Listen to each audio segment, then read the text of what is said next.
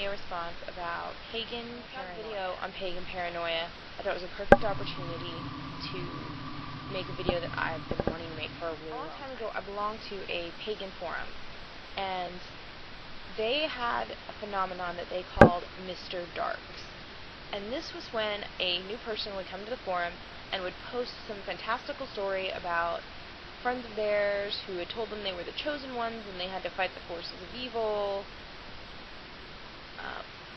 There was variations on this theme. It was also people who believed that they were being targeted somehow, magically, attacked, and they would come to this forum seeking advice, help, attention, actually, is generally what they were seeking.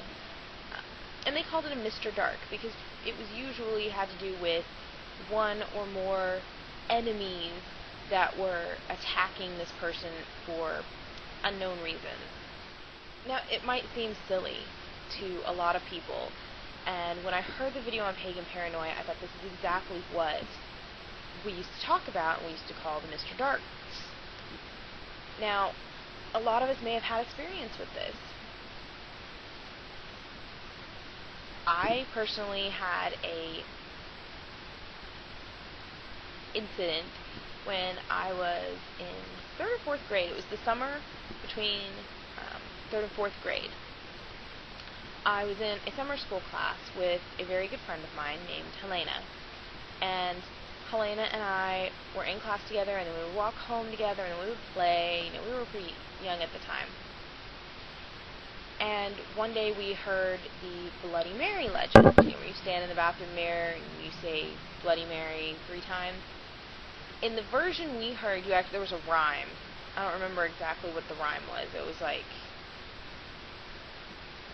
very sing-songy. Anyways, so we decided after class one day to go into her bathroom and shut the door and turn off all the lights and say this rhyme and see what happened. So we go in and we say the rhyme. We spooked ourselves out a little, but really nothing happened at first. Then the next day, I don't remember which one of us started talking about it first. It might have been me, it might have been her. I can't remember. But we started to talk about these evil vampire ghosts that were stalking us. Bloody Mary was one of them, and they were going to kill us and take over the world, and we were the only ones who could stop them, and so we had to fight them. And it was actually a pretty terror-filled time in my life. I had nightmares. We would constantly say that we thought we heard them, or that they were peeking around the corner, that they were following us home, and then we would run to one of our houses and hide inside.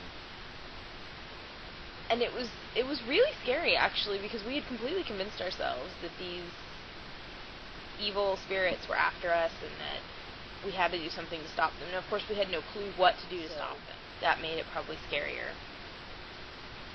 And when school started, it just sort of stopped. It just sort of faded away. There was no dramatic event that stopped this game, but it stopped. And in retrospect, I always thought it was kind of funny. Like, wow, I really worked myself into a frenzy over that. And on some level, I always knew that it wasn't true, but I was so wrapped up in it that I had myself convinced. Of course, that was when I was little. Usually, Mr. Darks will happen when a person is in their teens or early 20s, especially if they've just discovered paganism or gotten into more occult subjects.